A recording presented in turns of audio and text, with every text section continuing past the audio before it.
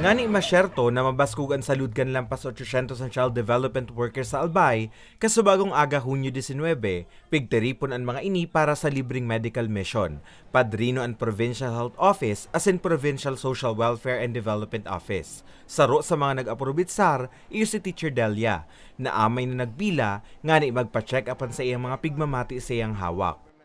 Kuminsan, siyempre kami mga worker, pag nasa school, masakit ang lalamunan namin, tapos stress, ganyan, sa eskwelahan. Pero pag ganitong meron, siyempre nababawasan din ang stress namin, saka napapagamot namin yung kailangan namin ipagamot. Siring ni Teacher Delia, excited man si Teacher Jenaline asinan sa iyang mga pag-iriba. Plano man ninda aprobit saran ang libreng masahe. Istorya niya, taon-taon ninda inipiga atindiran.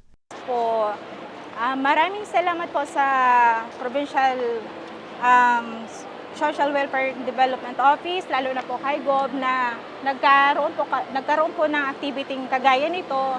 Libreng check-up, tusar, masahe, asin optical ang pirasa na sa pig-uuprisir sa aktibidad. Sigun kay Emma Nisola, focal person kan PSWDO, taon-taon ninda ining pigkukundusir. Alagad taon 2019, kanhurin ninda ining ikondukta. Dara kaya kan pandemya, kinakaipuhan ninda ining punduhon. Support naman ng mga LGU, binagyan po sila ng one day para po mag-relax sila and enjoy nitong convention.